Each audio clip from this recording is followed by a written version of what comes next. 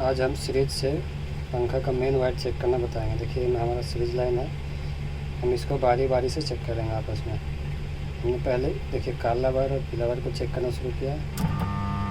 देखिए इसमें हमारा सीरीज बिल्कुल ग्लो नहीं हो रहा है। अब हम लाल वायर से पीला वायर को चेक करेंगे। देखिए इसमें हमारा हल्का हल्का ग्लो हो रहा है।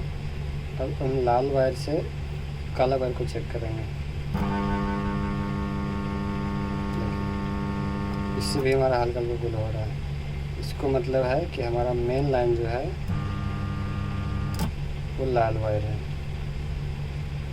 मेन लाइन का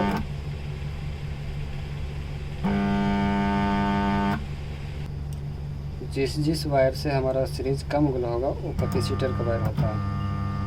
देखिए इसमें हमको कम ग्लो हो रहा है तो ये कैपेसिटर का वायर हो जाएगा। इसमें देखिए ज़्यादा ग्लो होगा।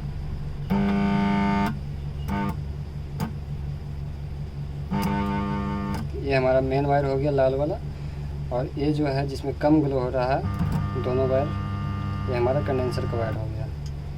इसमें फटाफट जोड़ देते हैं।